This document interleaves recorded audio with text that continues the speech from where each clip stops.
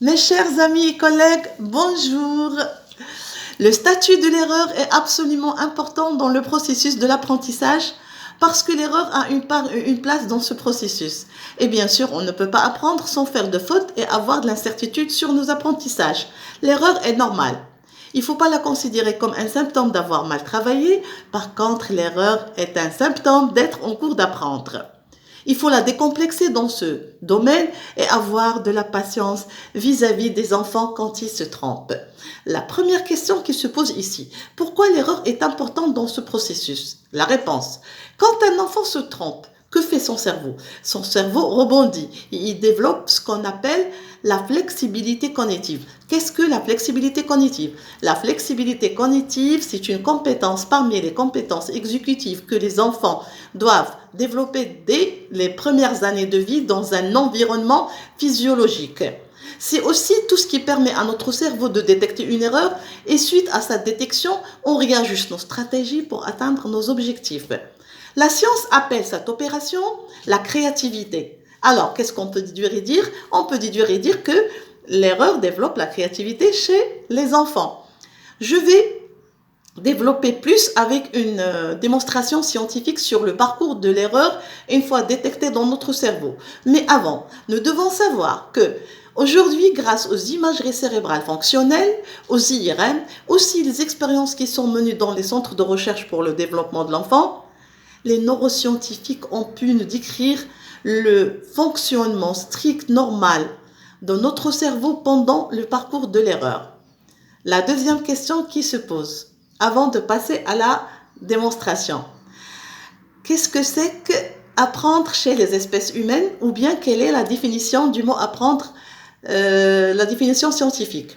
Le mot apprendre, c'est quoi? Le mot apprendre, c'est internaliser, amener dans notre cerveau des espèces de modèles mentaux et aussi des représentations mentales du monde extérieur qui sont extrêmement précis et qui incluent la manière dont les objets vont se comporter, aussi les caractères des personnes et l'espace autour de nous.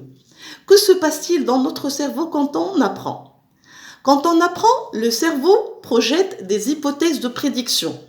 Et en même temps, il se sert de messages pour mettre à jour ses représentations mentales. Est-ce qu'ils sont vrais ou bien ils sont fausses? En ce moment, une énorme part de messages que les aires cérébrales s'échangent entre elles, ce sont des signaux d'erreur. Une aire cérébrale dit à une autre, ta prédiction est fausse. Comment? L'aire A envoie vers l'aire B un signal. Éventuellement, en descendant, une cascade de prédictions. Et puis, au niveau sensoriel, si ces prédictions s'avèrent fausses, le signal d'erreur remonte dans le sens inverse et dit il faut changer le modèle, il faut changer le modèle.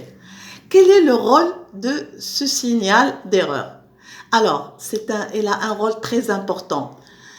Il permet au cerveau d'ajuster les hypothèses de prédiction qu'il est en train de mettre sur l'action qui s'effectue en même temps. Ce qui explique quoi? Ce qui explique que le décodage entre l'observation et la prédiction égale apprentissage. Et c'est pour ça qu'il n'y a pas une raison pour s'inquiéter. Tous les enfants peuvent apprendre avec la répétition. Les acquis se développent de jour en jour. La rétention et la consolidation des acquis ne peuvent s'automatiser qu'avec la répétition espacée dans le temps, parce qu'une seule fois ne suffit pas. Et l'automatisation des acquis est un pilier de l'apprentissage. Toutes les espèces humaines ont un cerveau comparable. L'idée que tel enfant a la mémoire auditive ou la mémoire visuelle ou pratique, fausse. C'est un neuromythe qui est éradiqué par la science. Qu'est-ce que c'est qu'un neuromythe? Un neuromythe, c'est-à-dire la modalité que tel enfant a la mémoire visuelle ou tel enfant a la mémoire auditive ou pratique est fausse. Nous bénéficions tous d'avoir la formation sous une forme multimodale, c'est-à-dire nous apprenons mieux quand on est à la fois visuel, auditif et pratique. Sur le plan matériel, il y a une différence dans la vitesse d'apprentissage. On n'apprend pas par la même vitesse. Mais nous bénéficions tous d'avoir les mêmes pédagogies qui sont supérieures à d'autres. Revenons à l'erreur. Malheureusement, l'erreur est souvent sanctionnée, soit à l'école, soit à la maison. Ou bien elle est associée à l'école à de mauvaises notes qui sont interprétées par les enfants qui sont en dessous des autres. Et ça cause, ce système de notation cause un effet nocif sur la métacognition, c'est-à-dire le manque de confiance en soi. Je vous remercie pour votre